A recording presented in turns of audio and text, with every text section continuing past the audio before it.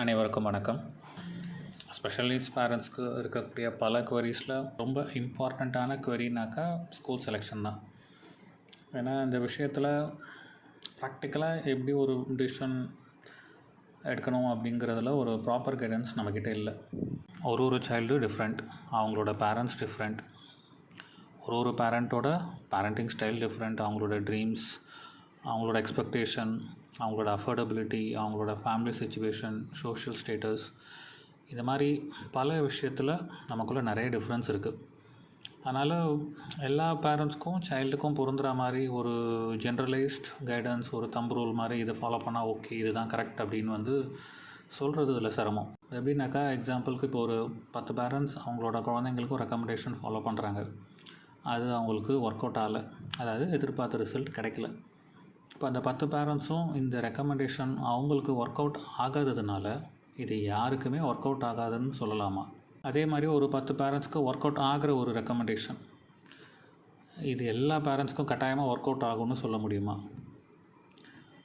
இந்த மாதிரி ஒரு சின்ன சாம்பிள் சைஸில் ஒரு குறிப்பிட்ட பேருக்கு ஒர்க் அவுட் ஆன விஷயம் நம்ம ஜென்ரலைஸ் பண்ண முடியாது. ஜென்ரலைஸ் எப்போ பண்ண முடியும்னா சக்ஸஸ் ரேட் இந்த பர்சன்டேஜ் ஜாஸ்தியாக இருக்கணும். ஒரு விஷயத்தை நம்ம ஒரு 100 டைம்ஸ் 1000 டைம்ஸ் ரிப்பீட் பண்ணோம்னாக்கா ஒரு 95% மாதிரி ஃபெயிலியர் இல்லாமல் கரெக்டான ரிசல்ட் கிடைக்கும்பொழுது அதை ஜென்ரலைஸ் பண்ணலாம். இதை ஃபாலோ பண்ணால் 95% சக்ஸஸ் கேரண்டீட்னு. பட் நம்ம இதில் பேராமீட்டர்ஸ் நிறைய டிஃப்ரெண்ட்டாக இருக்கிறதுனால ஒரு ஜென்ரலைஸ்டு டெசிஷன் மேக்கிங் இங்கே ஒர்க் அவுட் ஆகிறது சிரமம். ஸ்கூல் ரெக்கமெண்டேஷன் பொறுத்த வரைக்கும் நிறைய பேர் நமக்கு அட்வைஸ் கைட்லைன்ஸ் கொடுக்கறதுக்கு தயாராக தான் இருப்பாங்க. ப்ரொஃபஷ்னல் சைடில் சரி, சீனியர் பேரண்ட்டும் சரி, இல்லை தெரிஞ்சவங்க அக்கம் பக்கத்தில் பார்க்குறவங்க பேசுகிறவங்க எல்லோரும் ஏதாவது சொல்லுவாங்க. எல்லா விஷயத்தையுமே கன்சிடர் பண்ணுங்கள், எதையுமே இக்னோர் பண்ணாதீங்க. ஆனால் உங்களுக்கு கொடுக்கப்படுற எந்த ஒரு ரெக்கமெண்டேஷனையுமே ஒரு ஃபைனல் டிசிஷனாக சொல்யூஷனாக பார்க்காதீங்க. அது ஒரு டைரெக்ஷன் இல்லைனாக்கா ஒரு கைடிங் ஃபேக்டராக மட்டும் பாருங்கள். அதே மாதிரி ஒரு ஸ்கூல் பற்றி பேசணுங்கிற பொழுது ஒரு ஐடியல் ஸ்கூல் என்விரான்மெண்ட் எப்படி இருக்கணும், ஒரு ஐடியல் சைல்டு எப்படி இருக்கணும், ஒரு ஐடியல் பேரண்ட் எப்படி இருக்கணுங்கிறத பற்றி பேசுகிறதுனால ரொம்ப பெரிய யூஸ்ஃபுல்னஸ் இருக்குன்னு எனக்கு நம்பிக்கை இல்லை. ஏன்னா ஐடியலுக்கும் ரியாலிட்டிக்கும் ஒரு பெரிய கேப் இருக்குது. அங்கே தான் ஸ்ட்ரகிளே நமக்கு. ப்ராக்டிக்கலாக நடைமுறையில் என்ன இருக்குது, அந்த நடைமுறையில் இருக்கிற விஷயத்தில் நம்மளால் என்ன ஃபாலோ பண்ண முடியும், என்ன பண்ண முடியும், அதை பற்றி பேசுகிறது கொஞ்சம் யூஸ்ஃபுல்லாக இருக்கும்னு நான் நினைக்கிறேன். இப்போது ப்ராக்டிக்கலாக ஃபாலோ பண்ணவே முடியாத, இல்லை யாராலையும் அஃபோர்டே பண்ண முடியாத ஒரு அப்ரோச் எல்லாருக்கும் பெஸ்ட்டுன்னு இப்போ நான் சொல்கிறேன்னாக்கா அது எந்த வகையிலையும் யாருக்கும் பிரோஜனப்பட போகிறதில்ல. இது இன்னும் சொல்லப்போனால் மேலே பேரண்ட்ஸ்க்கு கவலை தான் கொடுக்கும். அதே மாதிரி இந்த வீடியோவில் நாங்கள் சொல்கிறது எல்லாமே எங்களோட பர்சனல் எக்ஸ்பீரியன்ஸஸ் அண்ட் எங்களோட இண்டிவிஜுவல் தாட் ப்ராசஸ் மட்டும்தான். எல்லா வீடியோலையும் சொல்கிற மாதிரி இதுலேயும் எங்களது இன்ஃபர்மேஷன் ஷேரிங் தான். இது அட்வைஸ், ரெக்கமெண்டேஷன், சஜஷன் கிடையாது. ஒரு விஷயத்த பல ஆங்கிளில் பல பேர் பார்க்க முடியும். நாங்கள் சொல்கிறதெல்லாம் எங்கள் ஆங்கிளில் நாங்கள் பார்த்ததை மட்டும்தான். இது இன்ஃபர்மேஷன் உங்கள் டெசிஷன் மேக்கிங்க்கு ஹெல்ப்ஃபுல்லாக இருக்கக்கூடிய பல விஷயங்களில் ஒன்று, அவ்வளோதான். எப்போவுமே நான் சொல்கிற மாதிரி ஃபைனல் டெசிஷன் மேக்கிங் ஒரு பேரண்ட்டு தான் அதுக்கு அத்தாரிட்டி. பேரண்டிங் எப்போவுமே யாருக்குமே டெலிகேட் பண்ணக்கூடிய ஒரு விஷயம் கிடையாது. அதனால் அது உங்கள் முடிவு தான் எப்போயுமே ஃபைனல். எல்லா பேரண்ட்ஸும் முதல்ல எடுக்க வேண்டிய டிசிஷன் ஸ்கூலாக தெரப்பியா, இது முக்கியம். ஸ்பெஷல் நீட்ஸ் சில்ட்ரன் பொறுத்த வரைக்கும் ஆரம்ப காலத்தில் அவங்களுக்கு தெரப்பி தான் ரொம்ப முக்கியம். ஸ்கூல் செகண்டரி தான். சில நேரத்தில் ஸ்கூலுக்கு அதிக இம்பார்ட்டன்ஸ் கொடுத்துட்றோம், தெரப்பி செகண்டரியாக ஆக்கிடுறோம். இப்போ இதனால் என்ன ஆகுதுனாக்கா என்டையர் ஸ்கூல் ஜேர்னி ஏதாவது இஷ்யூஸ் சைல்டுக்கிட்ட இருந்துக்கிட்டே இருக்கும். ஏன்னா தெரப்பி ஒரு ஃபவுண்டேஷன். அந்த ஃபவுண்டேஷனுக்கு மேலே தான் ஸ்கில் டெவலப்மெண்ட், சோஷியலைசேஷன், பிஹேவியர்லேருந்து எல்லாமே அதுக்கு மேலே கட்டப்படுற ஒரு பில்டிங் பிளாக்ஸ் தான். ஸோ ஃபவுண்டேஷனே போடாமல் நம்ம அதுக்கு மேலே கட்டுற ஒரு பிளாக்குமே விழுந்துக்கிட்டே தான் இருக்கும், திரும்ப திரும்ப கட்டிக்கிட்டே இருக்க மாதிரி தான் இருக்கும். ஸோ அதனால் எப்போது தெரப்பி செகண்டரி ஆகுதோ அப்போது உங்களுக்கு through out the school duration tenure ஒரு இஷ்யூஸ் தொடர்ச்சியாக வந்துக்கிட்டே தான் இருக்கும். நாங்கள் உட்பட பல பேரண்ட்ஸ்க்கு தன்னோட குழந்தைக்கு ஒரு இஷ்யூ இருக்குங்கிறது ஒரு ஸ்கூலில் சேர்ந்த ஒரு வாரத்தில் தெரிய வரும். அந்த ஸ்கூல்லேருந்து வர கம்ப்ளைண்ட்ஸை வச்சு தான் குழந்தைக்கு இஷ்யூஸ் இருக்குங்கிறதே தெரியும். எப்போது இஷ்யூஸ் இருக்குதுன்னு வெளியிலேருந்து ஓப்பனாக நமக்கு ஒரு கம்யூனிகேஷன் வருதோ நம்ம கவனம் இஷ்யூவை சரி பண்ணுறதுல தான் போகணும். இஷ்யூஸை இக்னோர் பண்ணுறதுலையோ இல்லை மறைக்கிறதுலையோ போகக்கூடாது. இன்னும் சொல்லப்போனால் இஷ்யூஸ் இருக்குதுன்னு யார் சொன்னாங்களோ அவங்க மேலே நம்ம பெருசாக கோவப்படக்கூடாது. ஏன்னா அவங்க நமக்கு பண்ணது ஒரு ஹெல்ப்பு. சொல்லப்போனால் நாம் அவங்களுக்கு தேங்க் தான் பண்ணணும். இப்போ இஷ்யூஸ் இருக்குதுன்னு ரிப்போர்ட் பண்ணியிருக்காங்க, உடனே ஆக்ஷனில் இறங்குறது எப்படின்னாக்கா ஃபஸ்ட்டு இஷ்யூஸை கன்ஃபார்ம் பண்ணிக்கணும். ஒருத்தருக்கு 2 பேர் 3 பேர் செகண்ட் ஒப்பீனியன், தேர்ட் ஒப்பீனியன், எத்தனை ஒப்பீனியன் வேணாலும் வாங்கி இஷ்யூஸை கன்ஃபார்ம் பண்ணிக்கணும். இது ரொம்ப முக்கியம். அதுக்கப்புறம் நம்மளே செல்ஃப் அசஸ்மெண்ட் ஒன்று பண்ணிக்கலாம். நம்ம சைல்டுக்கு வந்து ஏஜ் அப்ராப்ரியேட் டெவலப்மெண்ட் கரெக்டாக இருக்கா, சென்சரி இஷ்யூஸ் இருக்கா, பிஹேவியர் இஷ்யூஸ் இருக்கா, ஹெல்த் காம்ப்ளிகேஷன்ஸ் இருக்கா, நியூட்ரிஷன் டெஃபிஷியன்சி இதெல்லாம் ஏதாவது இருக்கா, கம்யூனிகேஷன் அண்டர்ஸ்டாண்டிங் எந்தளவு இருக்குது, ஒரு விஷயமாக நம்ம தேடி துருவி பார்த்து ஒன்று சரி பண்ணுறதுக்கு நம்ம முயற்சி பண்ணணும். அப்போது இந்த இஷ்யூஸ்லாம் ஃபிக்ஸ் ஆகிற வரைக்கும் தெரப்பி தான் பண்ணணும், ஸ்கூல் போகக்கூடாதுன்னு அப்படி அர்த்தம் கிடையாது. அப்படி பார்த்தா வெறும் காலத்துக்கும் நம்ம தெரப்பி மட்டும்தான் போயிட்டுருக்கிற மாதிரி இருக்கும். அது ஒரு நார்மலாக உங்களுக்கு ஒரு ஹெல்த் காம்ப்ளிகேஷன், ஒரு மெடிக்கல் இஷ்யூ வந்தால் நீங்கள் எப்படி ட்ரீட்மெண்ட் டிசிஷன் எடுப்பீங்களோ அந்த மாதிரி தான். எழுந்துக்கவே முடியாமல் படுத்த படுக்கையாக இருக்கும்பொழுது ஒரு ஹாஸ்பிட்டல் அட்மிட் ஆகிறது பெட்டர். கொஞ்சம் ஓரளவு எழுந்து நடமாடுற அளவில் இருக்கும்போது வீட்லேயே பெட் ரெஸ்ட் எடுத்து ட்ரீட்மெண்ட் எடுத்துக்கிறது பெட்டர். எல்லாம் எழுந்து நடக்க முடியுது, என்றைக்காவது இஷ்யூ வருதுன்னா அன்றைக்கி மட்டும் ஒரு ரெஸ்ட் எடுத்துக்கிறதோ மெடிசன் சாப்பிட்டுக்கிறதோ பெட்டர். ஸோ அந்த சிவியாரிட்டியை பொறுத்து நம்ம ஹாஸ்பிட்டல் அட்மிட்டாக, வீட்டில் பெட் ரெஸ்ட்டாக, இல்லை எல்லா வேலையும் பார்த்துக்கிட்டு உடம்பு சோர்வாக இருக்கும்போது மட்டும் ஒரு மெடிசன் எடுத்துகிட்டு ரெஸ்ட்டாக, இந்த மாதிரி முடிவெடுக்கிற மாதிரி குழந்தைக்கு இஷ்யூஸ் சிவியாரிட்டி அதிகமாக இருக்கும்பொழுது தெரப்பிக்கு ஃபஸ்ட் ப்ரிஃபரன்ஸ் கொடுக்கறது பெட்டர். இஷ்யூஸோட சிவியாரிட்டி கொஞ்சம் குறைஞ்ச அப்புறம் தெரப்பி ப்ளஸ் ஸ்கூல் ஒரு பெட்டர் காம்பினேஷனாக இருக்கும். சிவியாரிட்டி ரொம்ப குறைஞ்ச அப்புறம், அதாவது எக்ஸ்ட்ரீம் சிவியர்லேருந்து மாட்ரேட்லேருந்து ஒரு மைல்டு அந்த ரேஞ்சுக்கு வரும்போது தெரப்பி செஷன்ஸை கம்மி பண்ணிக்கலாம். இல்லைனாக்கா ஒரு நீட் பை பேசிஸில் ஒரு ஸ்ட்ரேஞ்ச் பிஹேவியர், ஒரு நியூ பிஹேவியர், இல்லை டிஃப்ரெண்ட் இஷ்யூஸ் வரும்போது அந்த டைம் மட்டும் ஒரு கன்சல்டேஷன் எடுத்துக்கலாம். அதனால் முதல் விஷயம் வந்து தெரப்பியாக ஸ்கூலாக. ஆரம்பத்தில் சைல்டு கொஞ்சம் வருஷம் தெரப்பி போகிறாங்க, நல்ல பெனிஃபிட்ஸ் நீங்கள் பார்க்குறீங்க, குழந்தைகிட்ட நல்ல ப்ரோக்ரஸ் இருக்குது, உங்கள்கிட்டயே ஒரு கான்ஃபிடென்ஸ் இருக்குது சைல்டுக்கு மேலே. ஸோ இந்த ஸ்டேஜ் நம்ம நகரும் போது தான் நெக்ஸ்ட்டு ஸ்கூல் பற்றி யோசிப்போம். ஸோ இப்போ ஸ்கூல் சேர்க்கலாம் அப்படின்னு ஒரு டிசிஷன் இப்போ நம்ம எடுத்துட்டோம். அந்த டிசிஷன் எடுத்த உடனே நாமே கேட்டுக்கக்கூடிய கேள்வி, குழந்தைக்கு ஸ்கூல் ரெடினஸ் வந்துடுச்சா? இந்த இடத்துல தான் நம்ம எல்லாருக்குமே ஸ்ட்ரகிள். ஏன்னாக்கா ஸ்கூல் ரெடினஸ் வந்து ஏகப்பட்ட விஷயங்கள், அது ஒன்று 2 விரல் விட்டு எண்ணக்கூடிய அளவில் இல்லை. அத்தனையும் வந்து என்ன கேட்டால் ஒரு நியூரோடிபிக்கல் குழந்தைக்கு கூட அத்தனை விஷயங்களும் வரத்துக்கு வாய்ப்பு இல்லை. ஸ்பெஷல் நீட்ஸ்க்கு கேட்கவே வேண்டாம், சேலஞ்சே அங்கே தான். ஸோ என்ன ஆகும், இப்போ ஒரு ஸ்கூல் ரெடினஸ் அச்சீவ் ஆகாத ஒரு சைல்டை ஒரு ஸ்கூல் செட்டிங்கில் நம்ம உட்கார வைக்கும் பொழுது அங்கே தான் பிரச்சனை வருது. பிரச்சனை வந்து ஒன்று நம்ம குழந்தை மற்றவங்களுக்கு கொடுக்குற பிரச்சனை, இல்லை மற்ற குழந்தைங்க சுற்றி இருக்கவங்களால் நம்ம குழந்தைக்கு ஏற்படுற பிரச்சனை, டீச்சர்ஸ், கேர்டேக்கர்ஸ், எல்லாருமே. இது ஒரு இம்பேக்ட் பார்த்திங்கன்னா ஒரு 360 டிகிரி இம்பேக்ட். இது நார்மலாக வந்து ஏன் அந்த ரெடினஸ் வராமலே ஸ்கூல் அனுப்புறதுக்கு நிறைய பேர் முடிவு பண்ணுறோன்னா, ஸ்கூல் போனால் தானாக கற்றுப்பாங்க, பழக்கத்தில் வந்துடும், மற்ற குழந்தைங்கள பார்த்து கற்றுக்கிறது தானாக வந்துடும். ஸோ எல்லாமே தெரப்பியில் வராது, சில விஷயம் ஸ்கூல்லேயும் வந்துடும். அந்த ஒரு சோஷியலைசேஷன் அட்மாஸ்ஃபியரில் இருந்ததுன்னா மற்றவங்கள பார்த்து அப்சர்வ் பண்ணி கற்றுப்பாங்க அப்படிங்கிற ஒரு கான்செப்டில் நம்ம இதை பண்ணுறோம். பட் என்னன்னாக்கா எல்லா சைல்டும் டிஃப்ரெண்ட்டு. ஸ்பெஷல் நீட்ஸ் சைல்ட்லேயே பார்த்திங்கன்னா ஒரு சைல்டும் வேறு டிஃப்ரெண்ட். சில குழந்தைங்களுக்கு இந்த அவுட் சைட் செட்டிங் சுத்தமாக பிடிக்காது, அவங்களுக்கு 1-to-1 க்ளோஸ் ரூம் ட்ரைனிங்கில் தான் நிறைய கற்றுப்பாங்க. ஒரு சிலருக்கு இந்த ஓப்பன் எக்ஸ்போஷர், நிறைய எக்ஸ்போஷர் கொடுக்க சிலர் கற்றுப்பாங்க. அதாவது பழக்கத்தில் வந்துடுங்கிறது எல்லா சைல்டுக்கும் பொருந்தாது. இது வந்து இது சில குழந்தைங்களுக்கு புது இஷ்யூஸை கூட கொடுக்கறதுக்கு வாய்ப்பு இருக்குது. இப்போ ரெண்டாவது ஸ்கூல் ரெடினஸ்னால் எந்த விஷயத்தில் நான் ட்ரெயின் பண்ணுறதுன்னா இங்கேயும் ஒரு ப்ராப்ளம். ஏன்னா ஒரு ஸ்கூல் வந்து அவங்க இஷ்டத்துக்கு சில க்ரைட்டீரியா வச்சுருக்காங்க.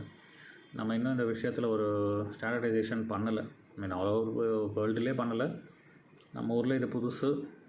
ஸோ அந்தந்த ஸ்கூல் அவங்களுக்கு எது பெனிஃபிஷியலோ அதுக்கேற்ற மாதிரி க்ரைட்டீரியா அவங்கவுங்க வச்சுருக்காங்க. பட் பேசிக்காக பேர் மினிமம்னு சொல்லுவோம் இல்லைங்களா, காமன் ஃபேக்டர்ஸ். எந்த ஸ்கூல் போனாலும் இது கட்டாயமாக பார்ப்பாங்க. இதில் கூட குறைச்சல் வேணால் இருக்கலாம், பட் இது வந்து கட்டாயமாக இருக்கும். ஃபஸ்ட்டு வந்து இந்த செப்பரேஷன் ஆங்ஸைட்டி. இப்போ நியூக்ளியர் ஃபேமிலியாக இருக்கோன்னாக்கா குழந்தைங்க எப்போவுமே அப்பா அம்மா கூடவே இருக்குதுன்னா, அப்பா அம்மாவை தாண்டி இன்னொருத்தர்கிட்ட குழந்தை போனாலே அழுவும். அது எப்படின்னா, காலையில் நீங்கள் ஸ்கூலுக்கு முதல் நாள் அழுறது, 2 நாள் அழுகுறாங்க, 1 வீக்கில் சரியாயிடுங்கிறதுலாம் கிடையாது. நீங்கள் காலையில் விட்டுட்டு மதியம் போய் பிக்கப் பண்ணுற வரைக்கும் தொடர்ச்சியாக அழுகிற குழந்தைங்களாம் இருக்குது. ஒரு மாதம் 2 மாதம் ஆகி கூட அந்த செப்ரேஷன் ஆங்ஸைட்டி நிற்காமல் போகிறது இருக்குது. அந்த ஸ்டேஜ் வந்து அது செப்ரேஷன் ஆங்ஸைட்டியை தாண்டி அது ஒரு ஆப்ஜெக்ட் பெர்மனன்ஸ் இஷ்யூவாக மாறிடும். நான் கண்ணில் பார்க்காத ஒரு விஷயம் வந்து இல்லை அப்படிங்கிறது அதோட அர்த்தம். இது ரொம்ப காமன். அதுக்கப்புறம் நேம் காலிங், பேசிக்காக தன்னோட ஃபுட்டை சாப்பிட்றது, தன்னோட வாட்டர் பாட்டில் ஓப்பன் பண்ணி தண்ணி குடிக்கிறது, பாத்ரூம் வந்து கம்யூனிகேட் பண்ணுறது, பேசிக் கமாண்ட்ஸ் ஸ்கூலில் சொல்கிறது, stand up, sit down, silent, what is your name, இந்த மாதிரி பேசிக் விஷயங்கள்லாம் புரிஞ்சுக்கிறது, இல்லை அதுக்கு ரெஸ்பாண்ட் பண்ணுறது, தனக்கு ஏதாவது ஒன்றுன்னா ஹெல்ப்பு கேட்குறது, இப்போது அடிபட்டிருக்கு, வலிக்குது ஏதாவதுன்னா டீச்சரோ யாருக்கையோ போய் கம்யூனிகேட் பண்ணுறது. அது வீட்டில் நடந்துக்கிற விதமும் வெளில நடக்கிறதுக்கும் ஒரு டிஃப்ரென்ஸ். அந்த மாதிரி விஷயங்கள் எல்லாம் வந்து எல்லா ஸ்கூலும் எதிர்பார்க்குறாங்க. அவங்க பேசிக்காக ஒரு அசஸ்மெண்ட் வைக்கிறாங்கன்னா இதில் தான் பேசிக்காக பார்க்குறாங்க. ஸோ அதனால் இந்த விஷயங்கள் எல்லாமே வந்துருமான்னா கஷ்டம்தான். பட் இதில் எவ்வளோ வர வைக்கிறதுக்கு முயற்சி பண்ண முடியுமோ அதை நம்ம சைடில் பண்ணலாம். இந்த ரெடினஸ் எந்த அளவுக்கு இருக்குதுன்னு நம்ம செக் பண்ணுறதுனால நம்ம க்ளீனாக தெரியும் எதெல்லாம் குழந்தைக்கு சுத்தமாக வரல, எது ஓரளவு வருது, எது பரவாயில்ல பண்ணிவிடுவாங்க அப்படின்னு. ஸோ சுத்தமாக வராத விஷயத்தை வந்து இப்போவே தெரப்பியில் வந்து ஃபோக்கஸ் பண்ணுறது பெட்ரு. இப்போ நீங்கள் ஒரு ஜூன் மாதம் ஸ்கூல் சேர்க்க போகிறீங்க அப்படின்னா ஜனவரியிலேருந்தே வந்து ஸ்கூல் ரெடினஸ்க்கு தேவையான விஷயங்களில் வந்து தெரப்பியில் ஃபோக்கஸ் பண்ணிங்கன்னா பை த டைம் அவங்க ஸ்கூல் டே 1 போகும்பொழுது மென்டலி ப்ரிப்பேர்ட், ஃபிசிக்கலி ப்ரிப்பேர்ட், இஷ்யூஸோட இம்பேக்ட் வந்து ரொம்ப பெரிய அளவு இல்லாமல் சாதாரணமாக போய்ட்டுறதுக்கு வாய்ப்பு இருக்குது. ஸ்பெஷல் நீட்ஸ் சில்ட்ரன் பொறுத்த வரைக்கும் ஸ்கூல் ரெடினஸ் அவங்களுக்கு எப்போவுமே இஷ்யூ தான். இதில் வந்து வருத்தப்படுற விஷயம் ஒன்றும் கிடையாது. ஏன்னா அவங்களுக்கு இருக்கக்கூடிய இஷ்யூஸ் வந்து அவங்கள ப்ரிவெண்ட் பண்ணுது இந்த லேர்னிங் பண்ண விடாமல். ஸ்கூல் ரெடினஸ்ங்கிறது இல்லை ஸ்கூலில் போய் கற்றுக்கிறது, சோஷியலைசேஷன் மற்ற எல்லாமே பார்த்திங்கன்னா மற்றவங்கள பார்த்து அப்சர்வ் பண்ணி கற்றுக்கக்கூடிய ஒரு விஷயம். மற்றவங்கள பார்த்து அப்சர்வ் பண்ணி கற்றுக்கிற விஷயம் எல்லாருக்கும் நேச்சுரலாக வரா மாதிரி ஸ்பெஷல் நீட்ஸ் குழந்தைங்களுக்கு நேச்சுரலாக வரப்போகிறதில்ல. ஏன்னா நிறைய குழந்தைங்களுக்கு ஒரு சஸ்டைன்ட் ஐ கான்டாக்டே இன்னும் வந்திருக்காது. ஸோ ஒரு சஸ்டைன்ட் ஐ கான்டாக்ட் இல்லைன்னா ஒரு விஷயத்தை ஒரு 10-20 செகண்டு தாண்டி தொடர்ச்சியாக பார்க்க மாட்டாங்க. பார்க்காத ஒரு விஷயத்தை உங்களால் அப்சர்வ் பண்ண முடியாது, இமிட்டேட் பண்ண முடியாது. அதே மாதிரி ஹைப்பர் ஆக்டிவாக இருக்கிற குழந்தைங்க ஒரு இடத்துல நிற்க மாட்டாங்க. ஸோ பாடியும் மூவிங்லேயே இருக்கும், ஐ கான்டாக்டும் மூவிங்லேயே இருக்கும், அவங்களாலையும் ஒன்றும் பண்ண முடியாது. உட்காந்துருக்கலாம் ஒரு இடத்துல, ஐ கான்டாக்டும் இருக்கலாம், பட் ஃபோக்கஸ் அண்ட் அட்டென்ஷன் இல்லாமல் போகிறதுனால ஸோ அப்சர்வேஷன் பண்ண முடியாமல் போயிருக்கும். சில பேருக்கு சோஷியலைசேஷனே பிடிக்காது. அந்த குரூப் செட்டிங்கில் உட்கார வச்சாலே அவங்களுக்கு பிடிக்காது. அவங்கள ரெகுலேட் பண்ணிக்கிறதுக்கு அவங்க எல்லாத்தையும் இக்னோர் பண்ணி வேறு எதையாவது திங்க் பண்ணிகிட்ருப்பாங்க. இந்த மாதிரி இஷ்யூஸ்னால் அவங்கள சுற்றி என்ன நடக்குதுங்கிறத பற்றி அவங்களுக்கு ஒரு கவலையே கிடையாது. அவங்க ஒரு தனி உலகத்தில் தான் இருப்பாங்க. ஃபிசிக்கல் ப்ரெசன்ஸ் ஒரு இடத்துல இருந்தாலும் மென்டலி அவங்களோட ப்ரெசன்ஸ் வேறு இடத்துல இருக்கும். நமக்கு இந்த அண்டர்ஸ்டாண்டிங் க்ளீனாக இருக்கணும். மற்ற சைல்டு மாதிரி நம்ம சைல்டு கிடையாது. நம்ம சைல்டோட பிரெயின் டிஃப்ரெண்ட், நம்ம சைல்டோட learning habits, learning style different. நம்மளோட ஒரே வேலை என்னென்னா நம்ம சைல்டை அண்டர்ஸ்டாண்ட் பண்ணிக்கிறது தான். அவங்க என்ன இஷ்யூஸ் ஃபேஸ் பண்ணுறாங்க, எங்கே ஸ்ட்ரகிள் பண்ணுறாங்க, எங்கே ஈஸியாக பண்ணுறாங்க, எந்த விஷயத்துக்கு நல்லா ரெஸ்பாண்ட் பண்ணுறாங்க, எந்த விஷயத்துக்கு பண்ண மாட்டேங்கிறாங்க. இந்த பேசிக் அண்டர்ஸ்டாண்டிங் நம்ம சைல்டை பற்றி நமக்கு கட்டாயமாக தெரியணும். இது தெரிஞ்சால் தான் நம்ம எதை பில்டு பண்ணணும், எதை எலிமினேட் பண்ணணும், எதை மோட்டிவேட் பண்ணணும், எதை பனிஷ் பண்ணணும் அப்படிங்கிறதெல்லாம் நமக்கு ஒரு கிளாரிட்டி கிடைக்கும். இந்த டிஃப்ரென்ஸ் வந்து எல்லா ஸ்பெஷல் நீட்ஸ் சைல்டுக்கும் ஒரே மாதிரினா அவங்களுக்குள்ளேயும் டிஃப்ரென்ஸ் இருக்குது. ஏன்னா ஒரு ஸ்பெஷல் நீட்ஸ் சைல்டோட கோர் டயக்னோசிஸ் வந்து அந்த லேபிள் ஆட்டிசமா, ஏடிஹெச்டியா, செரிப்ரல் பால்சியா, லேர்னிங் டிசபிலிட்டியா. ஸோ இது வந்து அவங்களோட கோர் லேபிளாக இருக்கும். பெரும்பாலும் இது தனியாக வராமல் கூடவே ஒரு கோமார்பிட் இஷ்யூஸும் இருக்கும். ஏன்னா ஆட்டிசம் ப்ளஸ் ஏடிஹெச்டி இருக்கும். ஸோ இப்போ ஏடிஹெச்டி ப்ளஸ் லேர்னிங் டிசபிலிட்டி இருக்கலாம், இல்லை கூடவே இந்த ஓசிடி, ஆங்ஸைட்டி, பிடிஏ, இந்த மாதிரி ஏதாவது ஒரு காம்பினேஷனோட தான் முக்கால்வாசி வரும். லேர்னிங் டிசபிலிட்டின்னு ஒரு லேபிள் இருந்தால் கூட அதில் பார்த்தீங்கன்னா உங்களுக்கு டிஸ்லெக்ஸியாவா, டிஸ்ப்ராக்சியாவா, டிஸ்கால்குலியாவான்னு இந்த டிஃப்ரென்சஸ் அதுக்குள்ளே இருக்கும். அப்புறம் லேர்னிங் ஸ்டைலில் பார்த்தீங்கன்னா உங்களுக்கு விஷுவல் லேர்னரா, ஆடிட்டரி லேர்னரா, இந்த டிஃப்ரென்ஸ் இருக்குது. எல்லா சைல்டும் வந்து அப்புறம் இந்த கோஆப்ரேஷன் வித் அதர்ஸ், நிறைய சைல்டு பார்த்திங்கன்னா எல்லார் கூடலாம் கோஆப்ரேட் பண்ண மாட்டாங்க. ஒரு ஸ்பெசிஃபிக் இண்டிவிஜுவல், ஒரு அட்டாச்மெண்ட், ஒரு பாண்டிங் யார் கூட க்ரியேட் ஆகிருக்கு, ஒரு ட்ரஸ்ட் யார் கூட க்ரியேட் ஆகிருக்கு, அவங்க கூட மட்டும்தான் எல்லா வேலையும் ஆகும். மற்ற யார் கூட அவங்க ட்ரஸ்ட் பண்ண, மற்ற யார் கூட அவங்க பெரிய கோஆப்ரேஷன் பண்ண மாட்டாங்க. ஒரு இன்டர்வென்ஷனுங்கிறது ஒரு டைம் பீரியட் மட்டும் பத்தாது. சில குழந்தைங்களுக்கு காலத்துக்கும் தொடர்ச்சியாக பண்ணிகிட்டே இருக்கிற மாதிரி இருக்கும் ரெகுலர் இன்டர்வலில். இவங்களுக்கு பிடிக்கிற விஷயம் பிடிக்காத விஷயம் எல்லாமே ரொம்ப ஸ்ட்ரேஞ்சாக இருக்கும். எல்லோரும் பயப்படுற விஷயத்துக்கு இவங்களுக்கு பெருசாக பயம் இருக்காது. யாருமே பொருட்படுத்தாத ஒரு விஷயத்தை பார்த்தீங்கன்னா அது இவங்களுக்கு ரொம்ப பெரிய பயத்தையோ பதட்டத்தையோ கொடுக்குற மாதிரி இருக்கும். அதட்டல் உருட்டலுக்கெல்லாம் பெருசாக வந்து இவங்க அடிபணிய மாட்டாங்க. அதன் மூலிமா ஒன்று சொல்லிக் கொடுக்கலான்னு நம்ம நினச்சோன்னா அது பெருசாக நடக்காது. இவங்க எல்லாமே motivation, kindness, encouragement, interest paste, innovative approaches, அந்த மாதிரி அப்ரோச் தான் இவங்களுக்கு நல்லா ஒர்க் அவுட் ஆகும். இவங்களுக்கு இருக்கக்கூடிய சோஷியலைசேஷன் இஷ்யூஸ், ரிப்பீட்டேட்டிவ் பிஹேவியர், ஸ்டிம்மிங், இந்த மாதிரி நிறைய இருக்கிறது தான் இவங்களோட டிஃப்ரென்ஸ். இதுதான் இவங்கள வேறுபடுத்தி காட்டுது. அதனால் இவங்களுக்கு ஸ்கூல் ரெடினஸ் ஒரு ஸ்ட்ரகிள். அதனால் இவங்களுக்கு இதை எப்படி சொல்லித்தந்து புரிய வைக்கணுமோ அதை நாம் சொல்லித்தந்து புரிய வைக்கணும். இந்த அண்டர்ஸ்டாண்டிங் நமக்கு வேணும். இப்போது ஸ்கூலில் என்ன எதிர்பார்க்குறாங்கிறத பற்றி ஒரு ஐடியா வந்திருக்கும். அதே மாதிரி நம்ம சைல்டால் ஆஸ் ஆன் டேட் என்ன பண்ண முடியும், என்ன பண்ண முடியாதுங்கிறத பற்றி நமக்கு ஒரு அண்டர்ஸ்டாண்டிங் இருக்கும். இப்போ இந்த ரெண்டுத்துக்கும் உள்ள டிஃப்ரென்சஸ், அதில் கேப், அதை எவ்வளோக்கு எவ்வளோ கம்மி பண்ண முடியுமோ அந்த அட்டெம்ப்ட், அந்த எஃபர்ட் போடுறது தான் நம்மளோட வேலைங்க. ஸோ இப்போ இந்த கேப்பை கம்மி பண்ணணுன்னா நம்ம சைல்டோட யூனிக்னஸ் என்ன, அவங்களோட சேலஞ்ச் என்ன, அவங்களோட லேர்னிங் ஸ்டைல் என்ன, அவங்களோட ஸ்ட்ரென்த் என்ன, ஸோ இந்த ஆஸ்பெக்ட்லாம் நமக்கு நல்ல ஒரு டீப் அண்டர்ஸ்டாண்டிங் தெரியணும். சைல்டை பற்றி நமக்கு ஒரு டீப் அண்டர்ஸ்டாண்டிங் இருந்தால் தான் எந்தெந்த விஷயத்தை எந்தெந்த மாதிரி ட்ரெயின் பண்ணணும் அப்படிங்கிறது நமக்கு தெரிய வரும். அதாவது என்ன அப்ரோச்சில் என்ன ஸ்ட்ராட்டஜி ஃபாலோ பண்ணால் நம்ம சொல்லிக் கொடுக்குற விஷயத்த அவங்க நல்லா உள் வாங்கிப்பாங்க, எது நல்லா பிரெயினில் போய் ரெஜிஸ்டர் ஆகும். ஸோ அது நமக்கு அப்போ தான் தெரியும். ஏன்னா நமக்கு ஒரு விஷயம் சைல்டை பற்றி நல்லா தெரிஞ்சால் தான் நம்ம அதை ஒரு டீச்சருக்கு கன்வே பண்ண முடியும். ஸோ சைல்டு எப்படின்னு நம்ம ஒரு டீச்சருக்கு கம்யூனிகேட் பண்ணும்போது டீச்சர்னால் ஸ்கூலில் எப்படி ஹேண்டில் பண்ண முடியுங்கிறது அவங்களுக்கு தெரியும். அதில் ஆரம்பத்தில் கொஞ்சம் நிறைய ட்ரையல் அண்ட் எரர் அப்ரோச்சஸ் பண்ண வேண்டியிருக்கும். ஸ்கூல் அனுப்பின அப்புறம் என்னென்ன மாதிரி இஷ்யூஸ் வரும்னு நம்ம ஆரம்பத்தில் கொஞ்சம் ஆன்டிசிபேட் பண்ணி பார்க்கணும். முடிஞ்ச அளவுக்கு அந்த விஷயங்களை எப்படிலாம் ட்ரெயின் பண்ண முடியுமோ நம்ம சைட்லேருந்து அதை ட்ரெயின் பண்ணுறது பெட்டர். ஸ்கூலில் சேர்க்கறதுக்கு முன்னாடியே இந்த எக்ஸ்பெரிமெண்ட் ஸ்ட்ராட்டஜியெல்லாம் நம்ம பண்ணி பார்த்துடணும். ஏன்னா ஸ்கூல் போக ஆரம்பிச்சிட்டாங்கனாக்கா அதுக்கப்புறம் பல விஷயத்துக்கு சுத்தமாக நேரம் இருக்காது, இல்லைன்னா பத்தாது. ஸ்பெஷல் நீட்ஸ் சைல்டு பொறுத்த வரைக்கும் அவங்களுக்கு இருக்கிறது வந்து நிறைய டெவலப்மெண்டல் இஷ்யூஸ். ஸ்கூல் என்விரான்மெண்ட்டில் ஒரு பெரிய ஹெல்ப் வந்து டெவலப்மெண்டல் இஷ்யூஸில் பார்க்க முடியாது. ஸ்கில் டெவலப்மெண்ட், சோஷியலைசேஷன், அந்த மாதிரி விஷயங்களில் அப்சர்வேஷன் மூலமாக நிறைய வரும். சோஷியல் கான்ஃபர்மேட்டிவில் நிறைய வரும், பியர் லேர்னிங்கில் வரும். இப்போ டெவலப்மெண்ட் இஷ்யூஸ்னாக்கா இந்த சென்சரி மோட்டார் டெவலப்மெண்ட், இந்த மாதிரி issues, cross motor, fine motor, balancing issues. So இந்த மாதிரி இஷ்யூஸில் ஒரு ஸ்ட்ரகிள் இருக்கும் அவங்களுக்கு. ஸோ அதனால் ஸ்பெஷல் நீட்ஸ் பொறுத்த வரைக்கும் இந்த விஷயத்த வீட்டில் நம்மளால் ட்ரெயின் பண்ண முடியல, இல்லை ஒரு தெரப்பி சென்டரில் நம்மளால் இதை அச்சீவ் பண்ண முடியலன்னா ஸ்கூல் செட்டிங்கில் இதை அவங்க அச்சீவ் பண்ணுற வாய்ப்பு வந்து ரொம்ப ரொம்ப கம்மி. ஸோ எந்த விஷயத்தில் எப்படி ட்ரெயின் பண்ணால் குழந்தைங்களுக்கு ஹெல்ப்ஃபுல்லாக இருக்குங்கிறது எங்கள் பெர்ஸ்பெக்டிவில் சில விஷயங்களை ஷேர் பண்ணுறோம் இங்கே, அவ்வளோதான். ஓகேங்களா? இப்போது ஸ்கூல் போகிறதுக்கு முன்னாடி, இப்போ ஸ்கூல் ஆஃபீஸு ஜூன் அனுப்புகிறீங்கனாக்கா, ஸோ அதுக்கு முன்னாடியே மோஸ்ட்டாக எல்லாருமே சம்மர் கேம்ப் கண்டக்ட் பண்ணுறாங்க.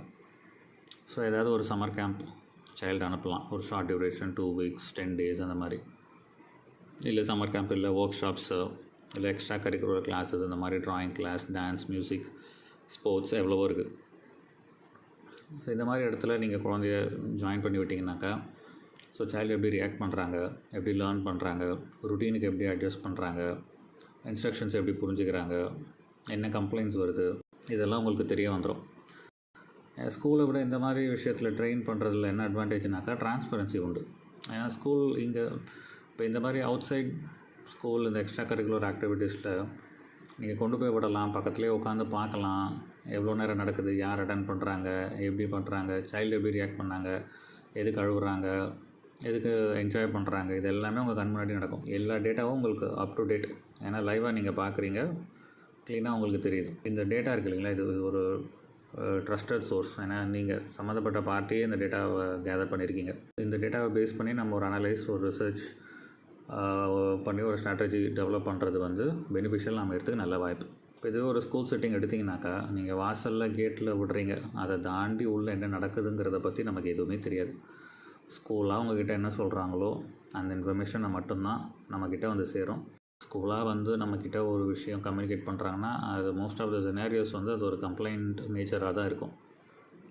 ஸோ அந்த டேட்டா வந்து உங்களுக்கு எந்த வகையிலும் யூஸ்ஃபுல்லாக இருக்காது. நமக்கு வந்து கம்ப்ளைண்ட்க்கு முன்னாடி என்ன நடந்தது, என்ன ட்ரிகர் ஆச்சு, யார் பண்ணா, அந்த சினாரியோ அந்த சீன் தான் நமக்கு தேவை. பட் அந்த டேட்டா நமக்கு என்றைக்கும் கிடைக்காது. நமக்கு எல்லாமே ரியாக்ஷன் தான் கிடைக்கும். அவுட் சைட் கிளாஸஸ் வந்து கொஞ்சம் ஹெல்ப்ஃபுல்லாக இருக்கிறதுக்கு வாய்ப்பு இருக்குது. அதே நேரத்தில் அந்த செப்பரேஷன் ஆங்ஸைட்டி குறையும். ஏன்னா ஒரு 1 or 2 hours அப்பா அம்மா விட்டு ஒரு இடத்துல குழந்தை இருந்துட்டு வர்றது நீங்கள் முன்கூட்டியே ட்ரெயின் பண்ணிங்கன்னா ஸ்கூல் போகும்பொழுது அந்த ஆங்ஸைட்டி பெருசாக இல்லாமல் போகிறதுக்கு வாய்ப்பு இருக்குது. அப்புறம் ட்ரெஸ் ஐடென்டிஃபை பண்ணுறது, மோஸ்ட்டாக ஸ்கூல்ஸ்னாக்கா யூனிஃபார்ம் தான். ஸோ யூனிஃபார்மில் வந்து பெரிய ஐடென்டிஃபிகேஷன் தெரியாது. பட் இன்கேஸ் ஏர்லி ஸ்டேஜஸில் கலர் ட்ரெஸ் போட்டுட்டு போகிறாங்க அப்படின்னாக்கா தன்னோட ட்ரெஸ் என்ன ஏதுங்கிறது தெரியணும். அதுக்கு என்ன பண்ணலான்னா வீட்டில் வந்து நீங்கள் அப்பா அம்மா வந்து மாற்றி ட்ரெஸ் போட்டுக்கலாம். அப்பாவோட ட்ரெஸ் அம்மாவோ, அம்மாவோட ட்ரெஸ் அப்பாவோ போட்டு பார்த்திங்கன்னா குழந்தை வந்து ஏதோ வித்தியாசமாக இருக்குங்கிறத முதல்ல ஐடென்டிஃபை பண்ணுவாங்க. அப்போது யோசிப்பாங்க குழந்தைங்க. ஸோ அப்பாவோட ட்ரெஸ் அம்மா போட்டிருக்காங்கன்னா இது அம்மாவோட ட்ரெஸ் இல்லை. ஸோ அதே மாதிரி அம்மாவோட ட்ரெஸ் அப்பா போட்டிருக்காங்கன்னா இந்த ட்ரெஸ் அப்பாவோடது இல்லை. ஸோ அதே மாதிரி இப்போ ஒரு பேரண்ட்டோட ட்ரெஸ்ஸை ஒரு சைல்டுக்கு போட்டிருக்கலாம். ஒரு சைல்டுக்கு போட்டு பார்த்து இது யாருதுன்னு புரிய வைக்கலாம். இல்லை ஒரு சைல்டோட ட்ரெஸ்ஸு பேரண்ட் போடுற மாதிரி இல்லை மேலே போட்டுக்கிற மாதிரி ஒரு ப்ரிட்டன் பண்ணி இது என்னோடய ட்ரெஸ்ஸுன்னு விளையாட்டு காட்டலாம். ஸோ இந்த மாதிரி பண்ணும்போது அந்த ட்ரெஸ் இது யாருது அது யாருது அப்படிங்கிற ஐடென்டிஃபிகேஷன் வரதுக்கு ஒரு வாய்ப்பு இருக்குது. அதே மாதிரி ட்ரெஸ்ஸை கழட்டி மாட்டுறது, ஓகேங்களா, இது எப்போவுமே புரிய வைக்கிறது கொஞ்சம் கஷ்டம். நிறைய நேரம் நம்மளே போட்டு விட்ருவோம். அந்த டைம் புரிய வைக்கிறதுக்கான டைமை பார்க்குறச்ச போட்டு விட்டுட்டோம்னாலே வேலையாகணும்னு இருக்கும். இதுக்கு வந்து எப்படின்னா ஒரு டாய் வச்சுக்கிட்டு அந்த டாய்க்கு வந்து ட்ரெஸ்ஸை மாட்டுறது கழட்டுறதை வந்து சைல்டுக்கு பண்ண வைக்கலாம். ஸோ ஒரு டாய்க்கு இதை அவங்க ப்ராக்டிஸ் பண்ணாங்கன்னா பின்னாடி அதை இவங்க தனக்குத்தானே பண்ணிக்கிறதுக்கு இது ஹெல்ப்ஃபுல்லாக அமையும். அதுக்கப்புறம் இந்த ஸ்கூல்னாலே இந்த வாட்டர் பாட்டிலில் வந்து நிறைய இருக்குது. உங்களுக்கு ஸ்ட்ரா வச்ச சிப்பர் இருக்குது, ஸ்ட்ரா இல்லாத சிப்பர் இருக்குது, டைனி ஹோல்ஸ் இருக்குது, இல்லை இந்த கிளாஸ் மாதிரி பிக் ஹோல்ஸ் இருக்குது. ஸோ அவங்கவுங்களோட அந்த ஜா டெவலப்மெண்ட்டை பொறுத்து, ப்ளோயிங் அண்ட் சக்கிங் எபிலிட்டியை பொறுத்து பாட்டில் செலக்ட் பண்ணுறது பெட்டர். ஏன்னா ஸ்கூலில் வந்து நீங்கள் ட்ரெயின் பண்ணுற மாதிரியான எக்ஸ்பெரிமெண்ட் விஷயம்லாம் ஸ்கூலுக்கு கொடுத்து அனுப்பக்கூடாது. அது வீட்டில் உங்கள் கண் பார்வையில் வச்சுக்கணும். ஸ்கூலில் வந்து அவங்களுக்கு எல்லாமே கம்ஃபர்ட் விஷயங்கள்லாம் தான் இருக்கணும். அங்கே போய் ஒரு ஸ்ட்ரகிள் பண்ணுற விஷயத்தை கொடுத்துட்டிங்கன்னா கஷ்டம். ஸோ அதனால் அவங்க யூஸ் பண்ணக்கூடிய bottle it should be easier to open, easier to drink, spill பண்ணாமல் அவங்களே தானாக எடுத்தாங்களா, ஓப்பன் பண்ணாங்களா, குடித்தாங்களா, வச்சாங்களாங்க வைக்கிறதுக்கு வசதியாக இருக்கணும்.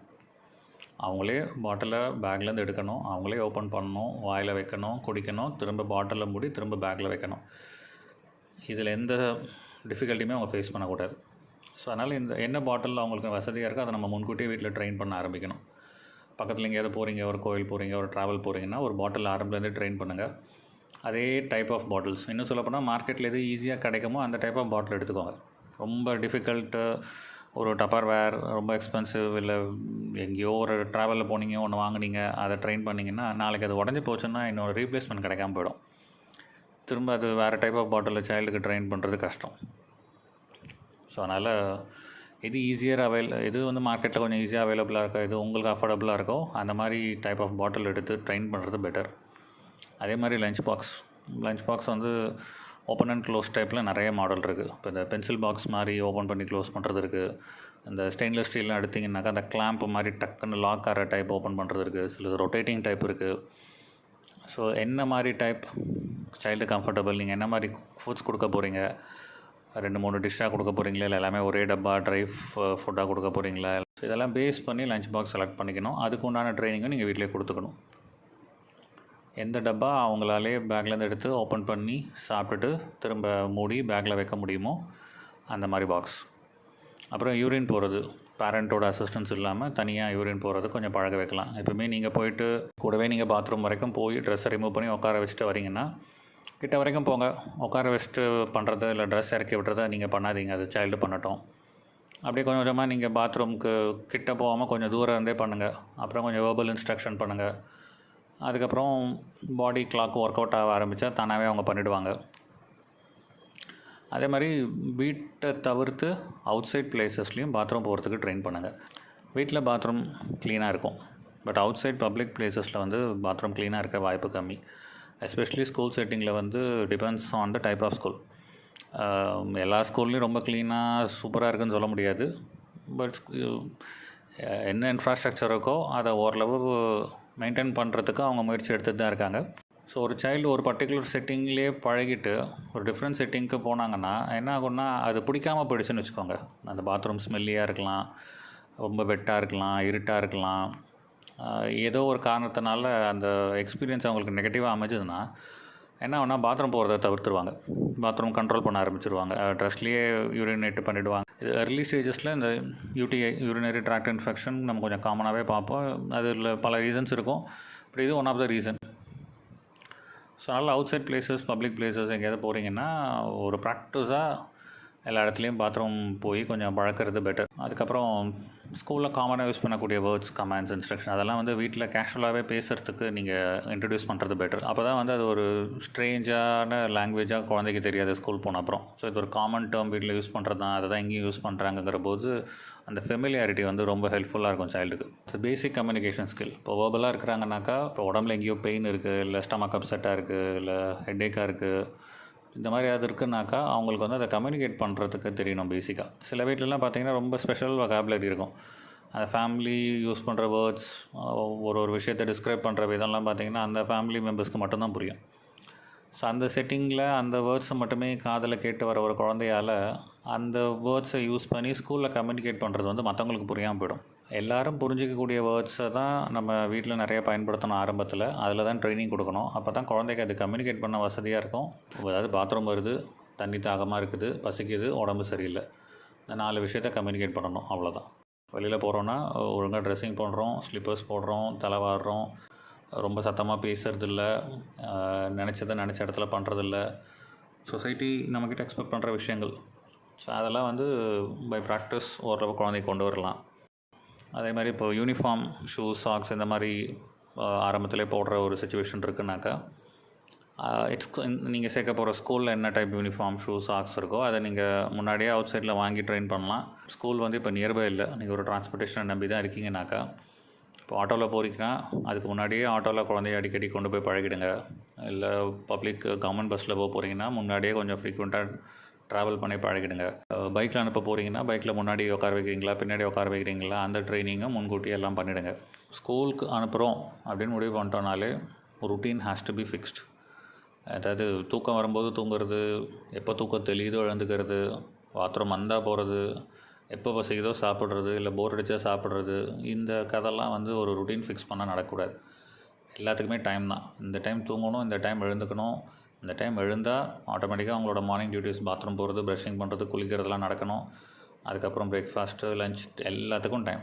ஈவினிங் ப்ளே டைம்லேருந்து தெரப்பி டைம்லேருந்து எல்லாமே it is a routine fixed on a week days. Food வந்து நிறைய குழந்தைங்களுக்கு ஊட்டி தான் ஆரம்பத்தில் விடுறோம். பட்டு கொஞ்சம் நாளில் அவங்க கொஞ்சம் சாப்பிட கற்றுக்குறாங்க. பட் இதில் இன்னொரு முக்கியமான விஷயம் நம்ம ட்ரெயின் பண்ண வேண்டியது என்னென்னாக்கா, என்ன ஸ்பீடில் சாப்பிட்றாங்க. எக்ஸ்ட்ரீம் ஸ்லோ ஈட்டர்ஸ் இருக்காங்க.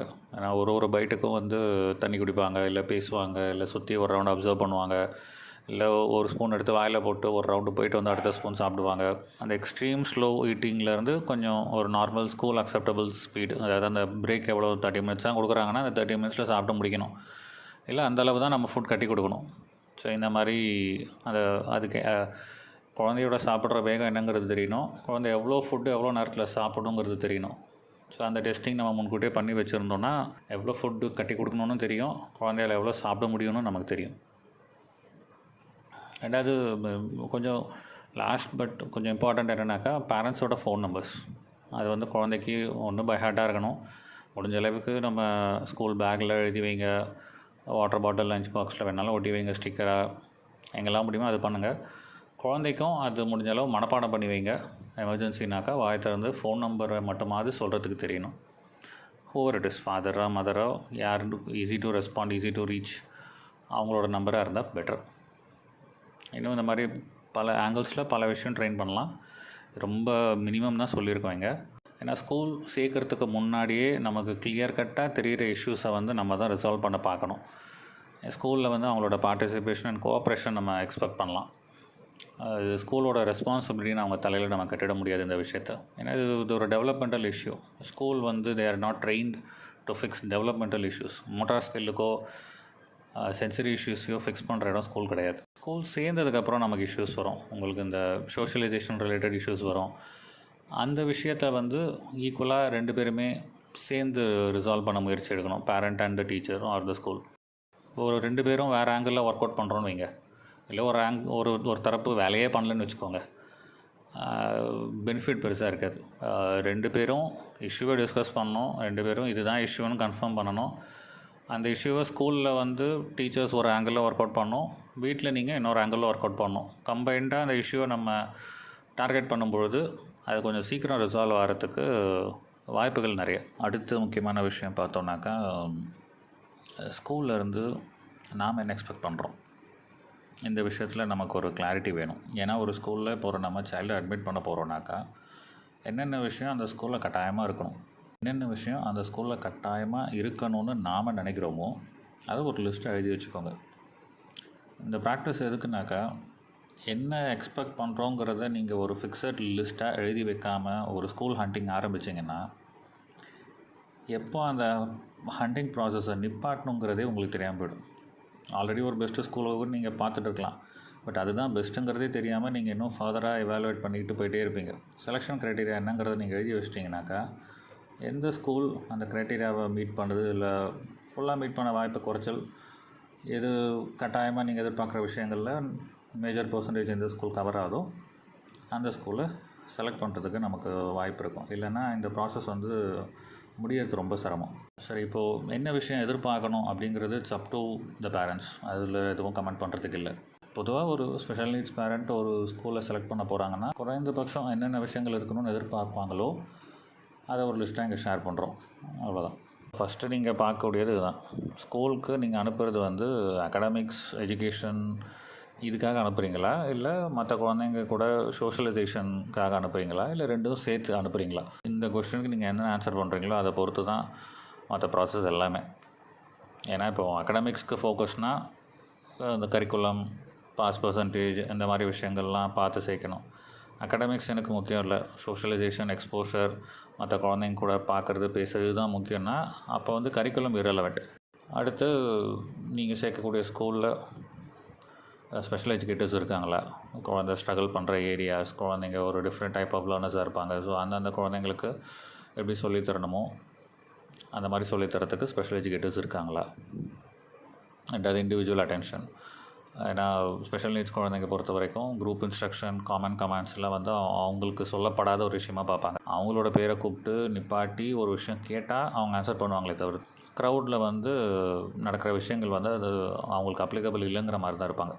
அடுத்து டே டு டே இஷ்யூஸ், அதை எப்படி கம்யூனிகேட் பண்ணுறாங்க பேரண்ட்டுக்கு, இன்றைக்கி சைல்டு என்ன இஷ்யூ க்ரியேட் பண்ணாங்க, இன்றைக்கி சைல்டு பெட்டராக பர்ஃபார்ம் பண்ணாங்களா இல்லையா, இந்த மாதிரி விஷயங்களை ஒரு பேரண்ட்டுக்கு ஸ்கூல் கம்யூனிகேட் பண்ணணும்.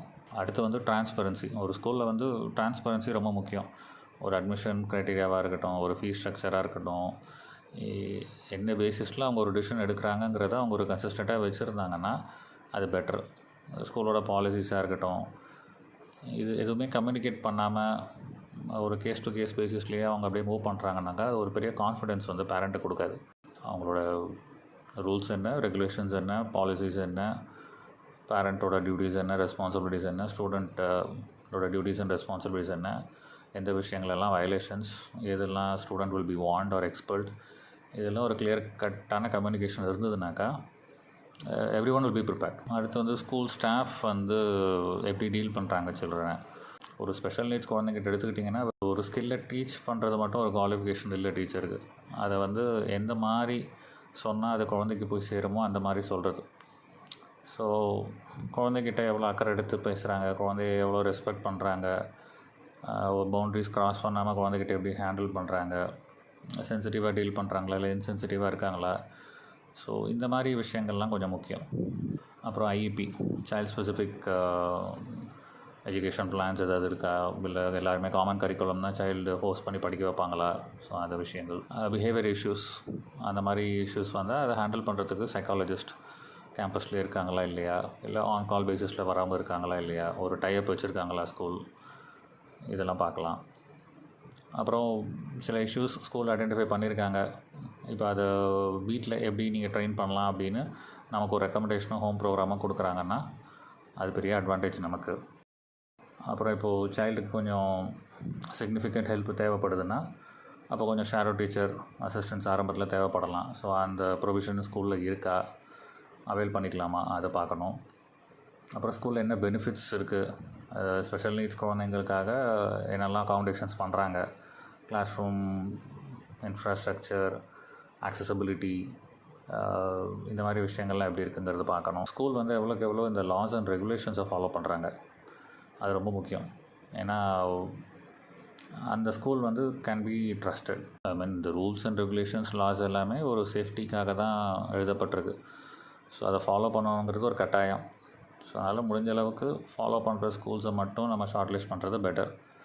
அது பண்ணாத ஸ்கூல் பற்றி நம்ம டிஸ்கஸ் பண்ணுறது கூட தேவையில்லை, அதை அப்படியே விட்டுடலாம்.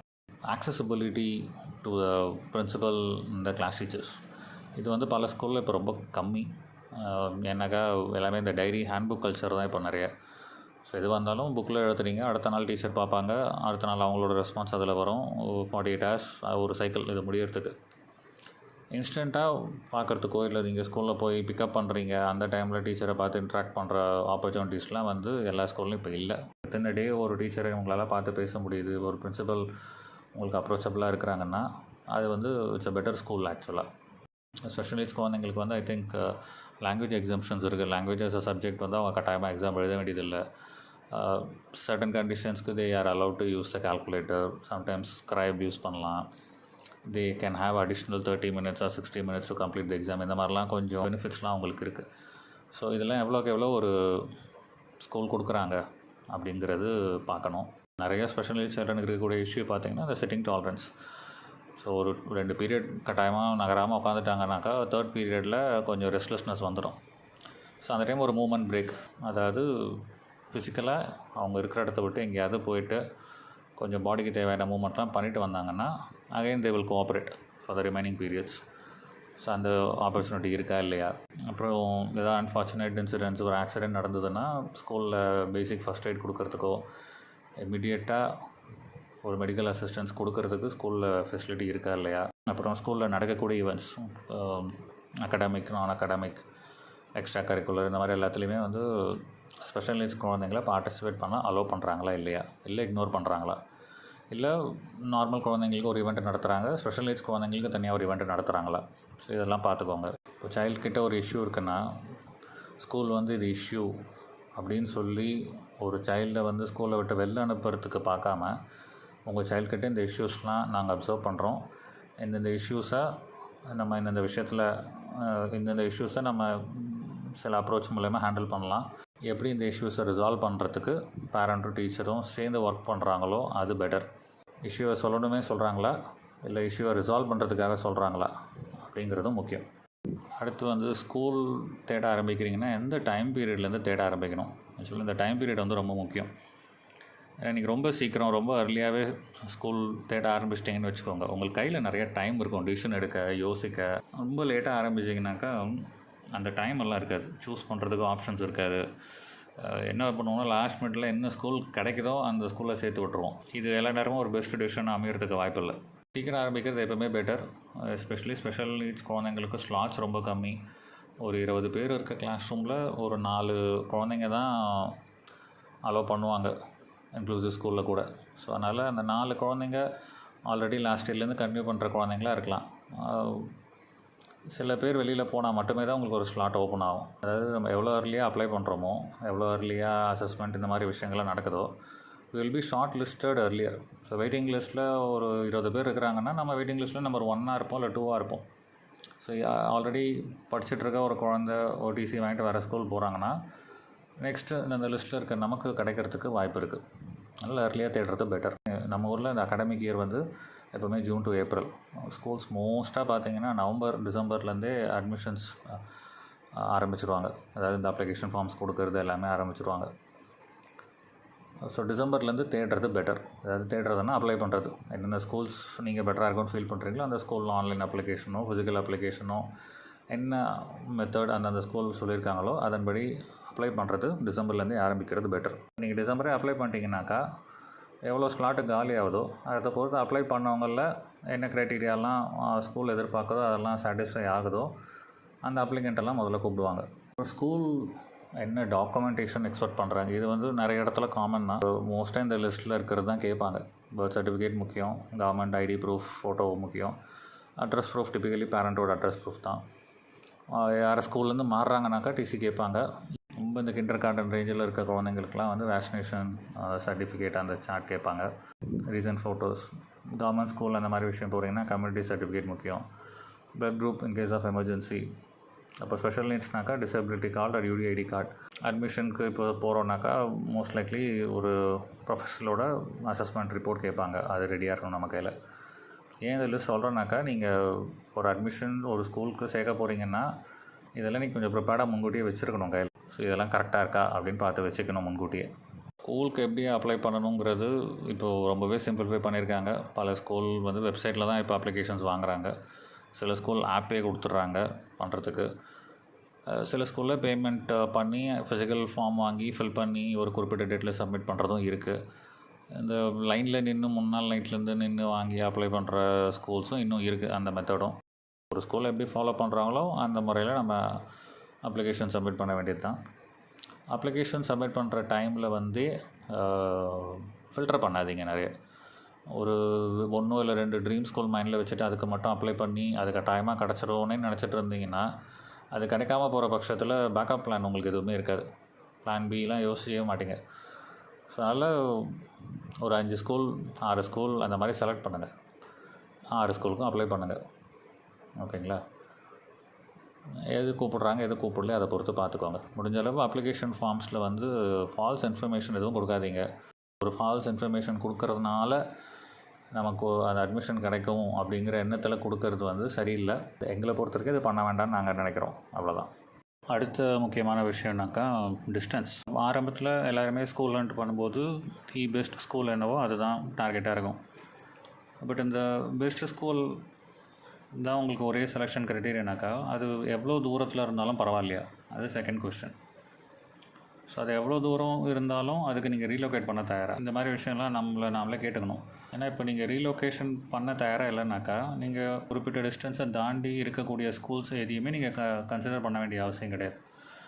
ஸோ உங்களால் ரீச்சபிள்னா ஒரு ரேடியஸ் ஒரு 5 கிலோமீட்டர் இல்லை 10 கிலோமீட்டர் ரேடியஸை தாண்டி உள்ள ஸ்கூல்னாக்கா ப்ராக்டிக்கல் டிஃபிகல்ட்டிஸ் இருக்குது. ஸோ 10 கிலோமீட்டர் ரேடியஸில் இருக்கிற ஸ்கூல் மட்டும்தான் பார்க்க முடியும் அப்படின்னு ஒரு ஜியாகிரபிக்கல் லிமிட்டை நீங்கள் செட் பண்ணிக்கிறது பெட்டர்.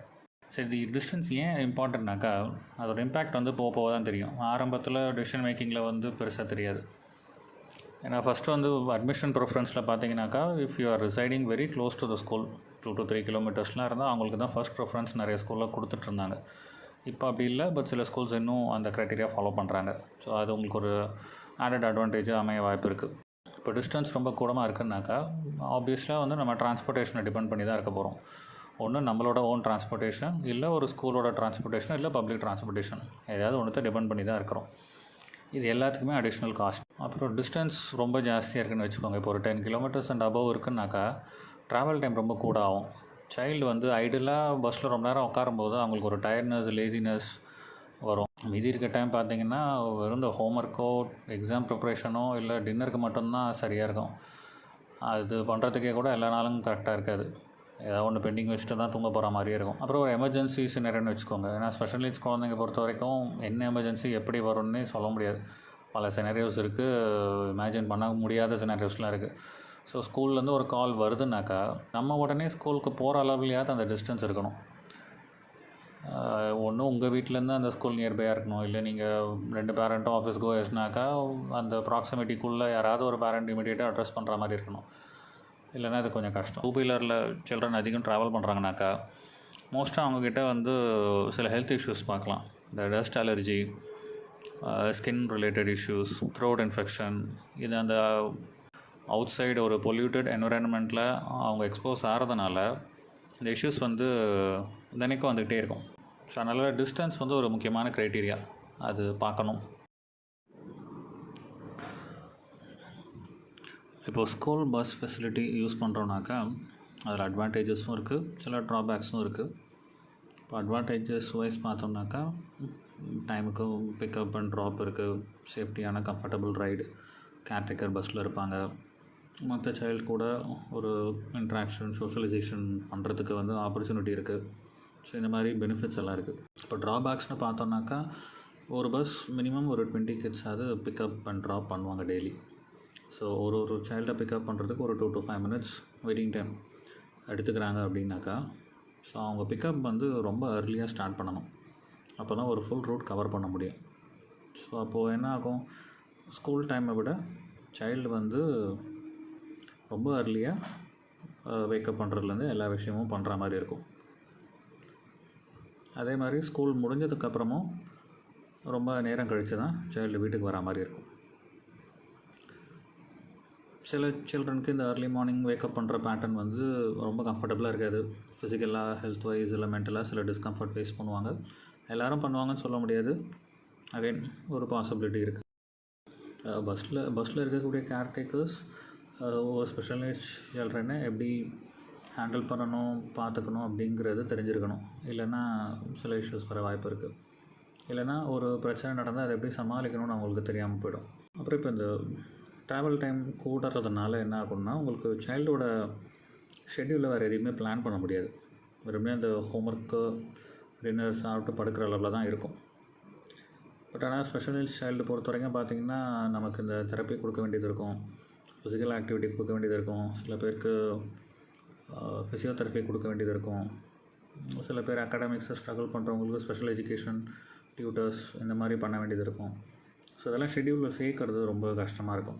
அப்படியே நம்ம ரொம்ப கேர்ஃபுல்லாக மினிட் டு மினிட் வேஸ்டேஜ் இல்லாமல் பக்காவாக பிளான் பண்ணோன்னா கூட என்ன ஆகும்னா, ஷெட்யூலில் நீங்கள் எல்லாத்தையும் சேர்த்துட முடியும். பட் சைல்டுக்கு அதனால் பெனிஃபிட் இருக்குமான்னா அது ஒரு கொஸ்டின் மார்க் தான். ஏன்னா ஃபர்ஸ்ட் ஹாஃப் ஆஃப் த டேயில் இருக்கக்கூடிய எனர்ஜி லெவல் வந்து செகண்ட் ஹாஃப்க்கு பொதுவாக யாருக்கும் இருக்காது. ஸோ எனர்ஜி லெவல் டவுனாக இருக்கும்போது நான் பிரெயினுக்கோ பாடிக்கோ அதிக இன்புட் கொடுக்குற விஷயங்கள் நான் பண்ணும்பொழுது அது 100% வந்து போய் சேராது. ஸோ இந்த மாதிரி சில பாசிபிலிட்டிஸ் இருக்குது. அதனால் நம்ம அதையும் கொஞ்சம் பிளானிங் பண்ணும்போதே கன்சிடர் பண்ணோம். நம்ம சைல்டு எந்த கேட்டகரி, இந்த இஷ்யூஸ்லாம் அவங்களுக்கு வரத்துக்கு வாய்ப்பு இருக்கா இல்லையா. நீங்கள் எந்த ஒரு ஸ்கூல் அப்ளை பண்ணுறதா இருந்தாலும் அப்ளிகேஷன் ஃபார்ம்லேயே வந்து ஒரு ரீசெண்ட் அசஸ்மெண்ட் காப்பி அட்டாச் பண்ணுங்கன்னு சொல்லி கேட்டிருப்பாங்க. இது எதுக்குனாக்கா, ஆஸ் ஆன் டேட் இல்லை as on that academic year சைல்டுக்கு இருக்கக்கூடிய கண்டிஷன் என்ன, சிவியாரிட்டி எந்த அளவில் இருக்குது, ஒரு ஸ்கூல் எவ்வளோ சப்போர்ட் கொடுக்க வேண்டியிருக்கும், அந்த ஃபெசிலிட்டி அவங்ககிட்ட இருக்கா இல்லையா, சைல்டோட ஐக்யூ லெவல் என்ன, இந்த மாதிரி டீட்டெயில்ஸ்லாம் தெரிஞ்சுக்கணுங்கிறதுக்காக அவங்க ஒரு அசஸ்மெண்ட் ரிப்போர்ட்டை கேட்பாங்க. இப்போ ஒரு ஜூன் அகாடமிக் இயர்னால் டிசம்பர் ஜான்லேருந்தே நீங்கள் ஸ்கூல் ஹண்டிங் ஆரம்பிக்கிறீங்கனாக்கா அதுக்கு முன்னாடியே இந்த அசஸ்மெண்ட் ரிப்போர்ட் உங்கள் கையில் ரெடியாக இருக்கணும். ஸோ அசஸ்மெண்ட் உங்களுக்கே தெரியும், நார்மலாக ஒரு நாள் 2 நாள் நடக்கிற விஷயம் இல்லை. அது ஒரு வாரம் கூட ஆகலாம், சைல்டோட கோஆப்ரேஷனை பொறுத்து. ஸோ நல்லா அது கொஞ்சம் முன்கூட்டியே கையில் இருக்கிற மாதிரி பார்த்துக்கலாம். அது ஹெல்ப்ஃபுல்லாக இருக்கும் நமக்கு. நெக்ஸ்ட் வந்து ஸ்கூல் பண்ணுற அசஸ்மெண்ட். நீங்கள் அவுட் சைடில் எடுத்த ஒரு அசஸ்மெண்ட் ரிப்போர்ட் கொடுத்தாலும் ஸ்கூல் கட்டாயமாக ஒரு அசஸ்மெண்ட் அவங்க பண்ணுவாங்க. அதை வச்சு தான் ஒரு சைல்டை அட்மிட் பண்ணலாமா வேணாமாங்கிற டிசிஷன் வந்து அவங்க எடுப்பாங்க. மோஸ்ட்டாக இந்த அசஸ்மெண்ட் வந்து ஒரு ஸ்கூல் கேம்பஸ்குள்ளே தான் நடக்கும். ஏதாவது ஒரு room, resource room, therapy room ஏதாவது ஒன்று வச்சுருக்காங்கன்னா அந்த ரூமில் நடக்கலாம்.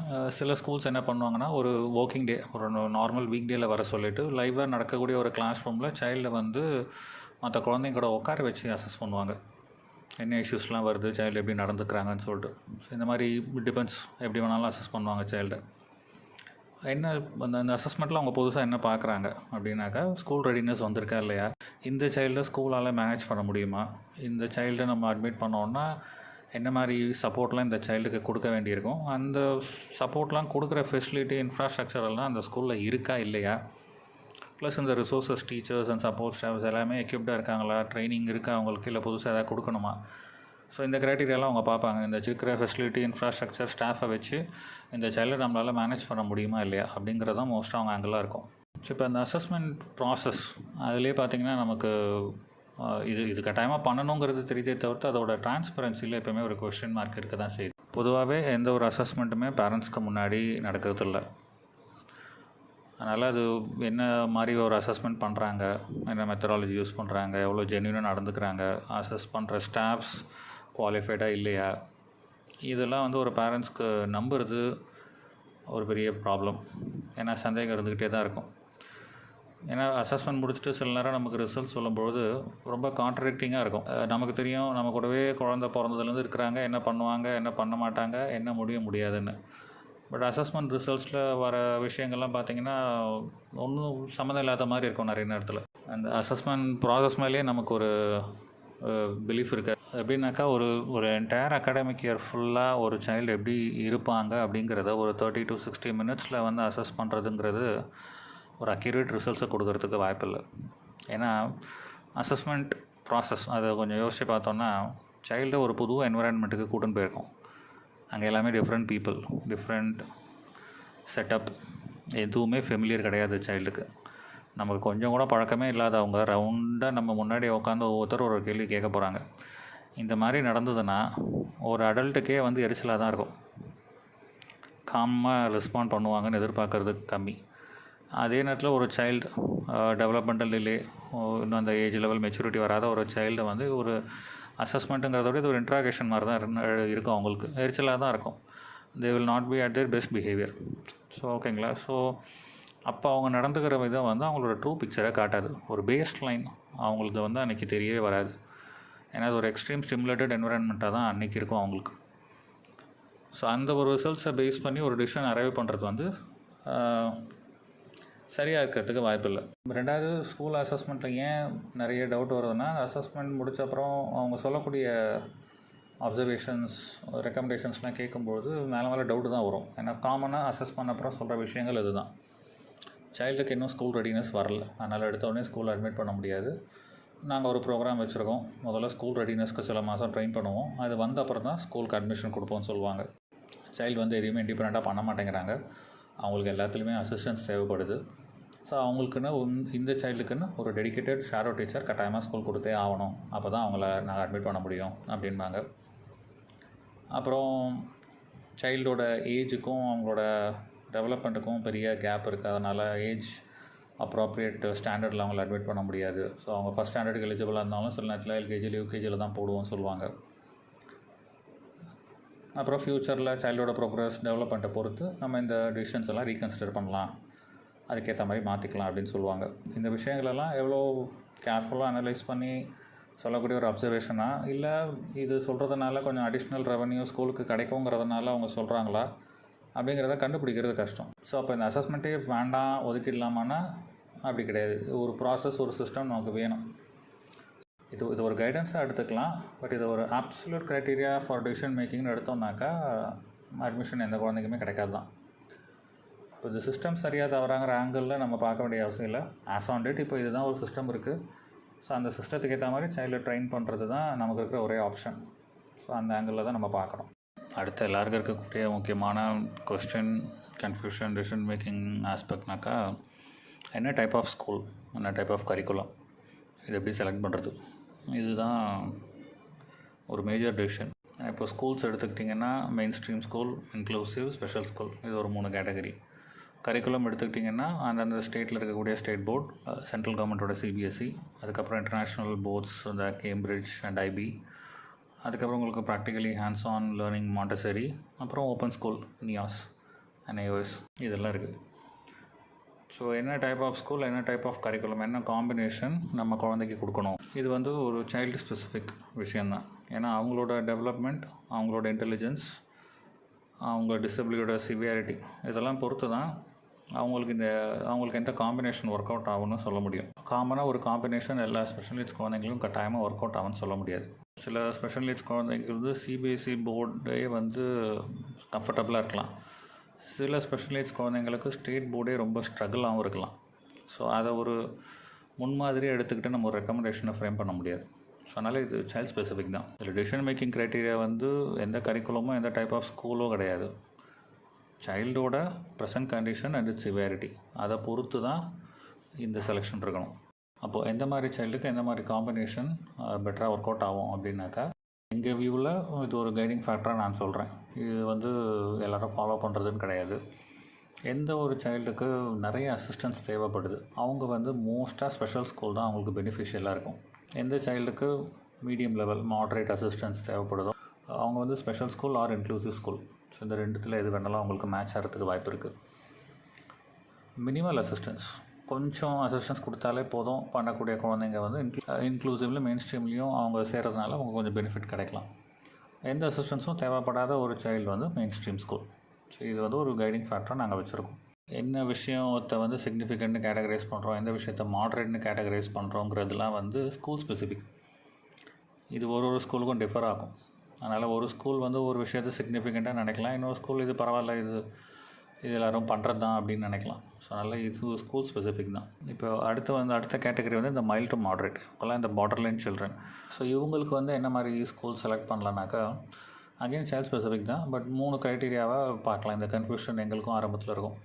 ஸோ சைல்டு இப்போ ஓரளவு பண்ணுறாங்க, ஒரு இன்டெலிஜென்ஸ் ஒரு லெவலில் இருக்குதுன்னு வச்சுக்கோங்களேன். ஸோ இப்போ அந்த இன்டெலிஜென்ஸை வந்து நான் சேலஞ்ச் பண்ணுற மாதிரி ஸ்கூல் போட்டால் சைல்டுக்கு பெனிஃபிஷியலாக இருக்குமா, இல்லை சைல்டோட கரண்ட் இன்டெலிஜென்ஸ் லெவலில் மேட்ச் பண்ணுற மாதிரியான ஸ்கூலுக்கு போட்டால் சைல்டுக்கு பெனிஃபிஷியலாக இருக்குமா, இல்லை சைல்டோட கரண்ட் இன்டெலிஜென்ஸ் லெவலை விட ரொம்ப லோவராக இருக்கக்கூடிய ஒரு ஸ்கூல் ஒரு கரிக்குலம் சேர்த்தா சைல்டுக்கு பெனிஃபிஷியலாக இருக்குமா. அகைன் வந்து இது டிபெண்ட்ஸ் ஆன் த சைல்டு. சில சில்ட்ரன் வந்து சேலஞ்சிங் என்விரான்மெண்ட்டில் நல்லாவே பெர்ஃபார்ம் பண்ணுவாங்க. சிலருக்கு கொஞ்சம் மாட்ரேட் சேலஞ்ச், தொடர்ச்சியாக சேலஞ்ச் கொடுத்துட்டே இருந்தால் பிடிக்காது. ஸோ கொஞ்சம் சேலஞ்சே இல்லாமல் சில நாட்கள், அப்புறம் திடீர்னு ஒரு நாள் சேலஞ்ச், அந்த மாதிரி வர்றது வந்து அவங்களுக்கு பெட்டராக பெர்ஃபார்ம் பண்ணுறதுக்கு வாய்ப்பு அமையும். சில குழந்தைங்களுக்கு சேலஞ்சே டோட்டலாக பிடிக்காது, இல்லை அவங்களுக்கு அது ஒத்து வராது. ஸோ அவங்க இன்டெலிஜென்ஸ்க்கு கொஞ்சம் லோவர், அவங்க இன்டெலிஜென்ஸை பெருசாக சேலஞ்ச் பண்ணுற மாதிரி இருக்கக்கூடாது, அந்த கரிக்குலம் அவங்களுக்கு பெட்டராக இருக்கும். ஸோ நம்ம வந்து சைல்டோட கரண்ட் கேப்பபிலிட்டியை பொறுத்து ஸ்கூல் அண்ட் கரிக்குலமை டிசைட் பண்ணணும். அந்த டிஃப்ரெண்ட் கரிக்குலம் பற்றி ஷார்ட் எங்களோட அண்டர்ஸ்டாண்டிங் மட்டும் இங்கே சொல்லிடுறேன். சிபிஎஸ்சி சென்ட்ரல் கவர்மெண்ட்டோட கரிக்குலம், அதில் 2 அடிஷ்னல் லாங்குவேஜ் கட்டாயமாக படிக்கிற மாதிரி இருக்கும். அதாவது மீடியம் இங்கிலீஷில் இருக்கும், அது இல்லாமல் எந்த ஸ்டேட்டில் இருக்காங்களோ அந்த ஸ்டேட்டோட லாங்குவேஜ் படிப்போம், அது இல்லாமல் ஹிந்தி படிப்போம். இது வந்து கிரேட் 1லேருந்தே இந்த 3 லாங்குவேஜ் பேட்டர்னுங்கிறது தொடர்ச்சியாக வரும். 5th கிரேட் 5 வரைக்கும் அது இருக்கும், மேலே கூட சில ஸ்கூலில் இருக்கும். அதுக்கப்புறம் வந்து ஆப்ஷன் இருக்கும், அந்த 3rd லாங்குவேஜை மாற்றிக்கலாம். 3rd லாங்குவேஜ் இப்போ ஹிந்தியாக படிக்கிறீங்கன்னா அதுக்கு பதிலாக ஃப்ரெஞ்ச் எடுத்துக்கலாம். ஸோ இந்த மாதிரி ஒரு ஆப்ஷன் வந்து பின்னாடி வரும். அப்புறம் அந்த கரிக்குலம் வந்து பார்த்திங்கன்னா கொஞ்சம் காம்ப்ளெக்சிட்டி அண்ட் கொஞ்சம் டெப்த் வந்து ஆரம்பத்துலேருந்தே போவாங்க சிபிஎஸ்சியில். ஏன்னாக்கா சிபிஎஸ்சி வந்து பார்த்திங்கன்னா அவங்க எதை மனசில் வச்சு கரிக்குலம் டிசைன் பண்ணுறாங்கன்னா, அடுத்து இவங்க காலேஜ் போக போகிறாங்க, ஒரு காலேஜில் ஒரு காம்படிட்டிவ் எக்ஸாம்ஸ் அட்டன் பண்ண போகிறாங்கனாக்கா அதில் என்ன மாதிரி கொஷின்ஸ் கேட்பாங்க, ஒரு என்ட்ரன்ஸ் எக்ஸாம் எப்படி இருக்கும், அதை ஹேண்டில் பண்ணுறதுக்கு ஒரு சைல்டுக்கு என்ன தேவையோ அதை பேக்வேர்ட்ஸாக ஒர்க் பண்ணி அது 12th இருக்கணும். ஸோ 12th ஒரு அளவு படிக்கணும்னா அது 11th எப்படி இருக்கணும்னு அப்படி ரிவர்ஸ் ஒர்க்கிங்காக வரதுனால ஆரம்பத்துலேருந்தே வந்து இந்த காம்ப்ளெக்சிட்டி அண்ட் டெப்த்தை வந்து சிபிஎஸ்சி கரிக்குலம் கொஞ்சம் ஃபீல் பண்ணலாம் மற்ற கரிக்குலமில் கம்பேர் பண்ணிங்கனாக்கா. ப்ளஸ் சிபிஎஸ்சி ஸ்கூல்ஸில் உங்களுக்கு ஹோம்ஒர்க் நிறைய இருக்கும், ஏன்னா நிறைய சப்ஜெக்ட்ஸ் காம்ப்ளெக்சிட்டி டெப்த்து நிறைய இருக்குங்கிறனால ஆரம்பத்துலேருந்தே ஹோம்ஒர்க்ஸ் வந்து நிறையவே இருக்கும். ஸோ சிபிஎஸ்சி ஸ்கூல் போகிறீங்கனாக்கா ஆஃப்டர் ஸ்கூல் வந்து நிறையா பண்ணுற மாதிரி இருக்கும். இப்போ மெட்ரிகுலேஷன் எடுத்துகிறோம்னாக்கா அது ஒரு ஸ்டேட் ஸ்பெசிஃபிக் கரிக்குலம்.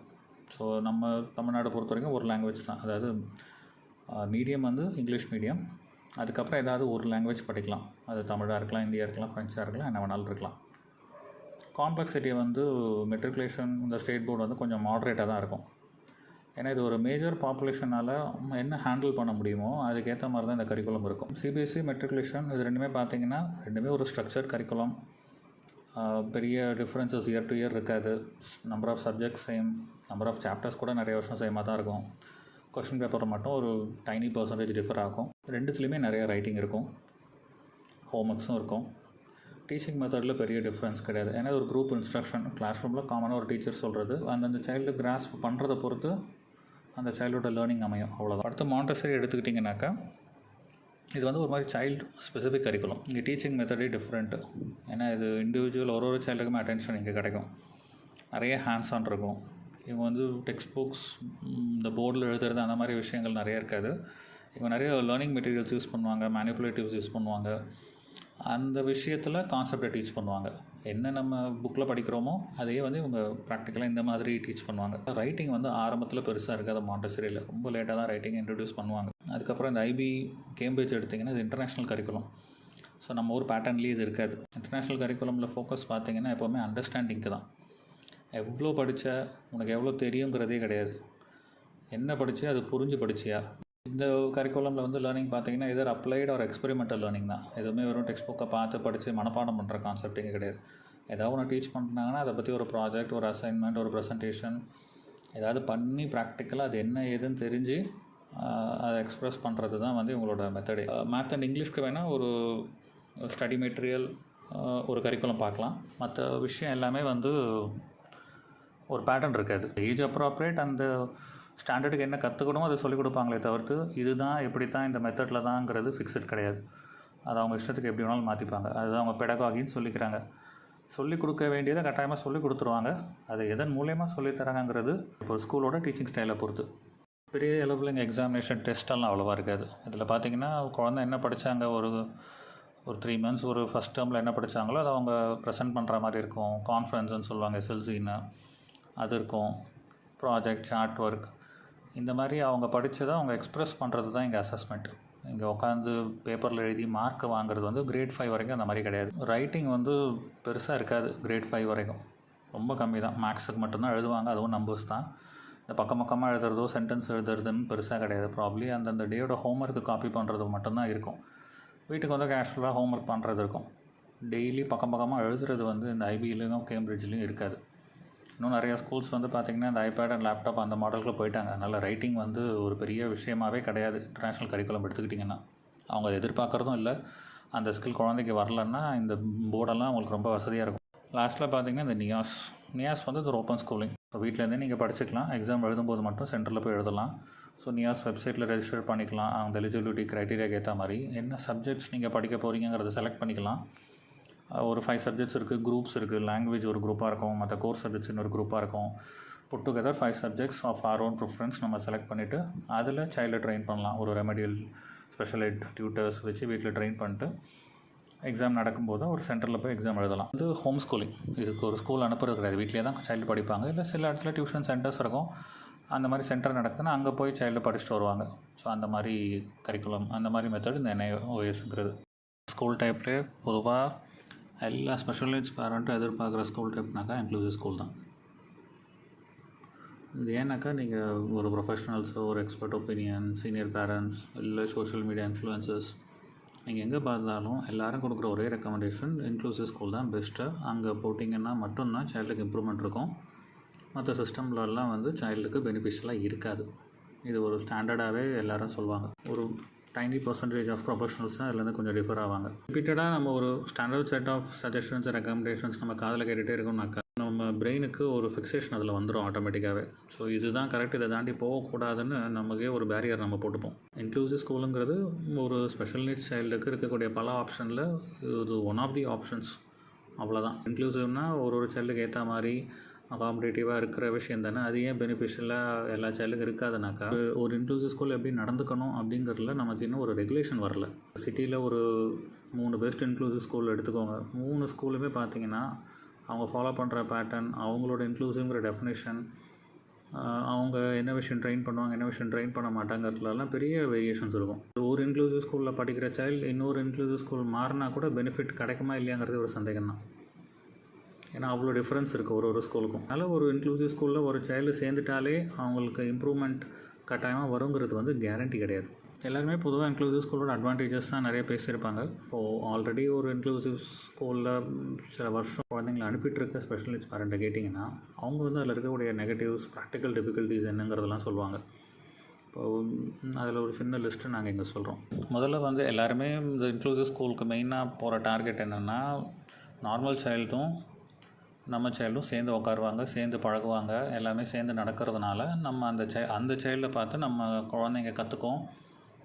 என்னெல்லாம் ஸ்கில் கேப் இருக்கோ, என்னெல்லாம் பிஹேவியர் கேப் இருக்கோ, என்னெல்லாம் சோஷியலைசேஷன் கேப் இருக்கோ எல்லாமே மேட்ச் ஆகிடும் அப்படிங்கிறது நம்மளோட அசம்ஷன். ப்ராக்டிக்கலாக என்ன நடக்கும்னாக்கா, முதல்ல கிளாஸ் ரூம்லேயே வந்து நியூரோடிபிக்கல்ஸும் நியூரோடைவர்ஸும் சேர்ந்து உட்கார வைக்கிற ஆப்பர்ச்சுனிட்டியை குறைச்சல் தனியாக தான் இருக்கும். பார்த்திங்கன்னா லெஃப்ட் சைட்லலாம் ஸ்பெஷல் நீட்ஸ் குழந்தைங்க, ரைட் சைட்லாம் நார்மல் குழந்தைங்க இருக்கும்.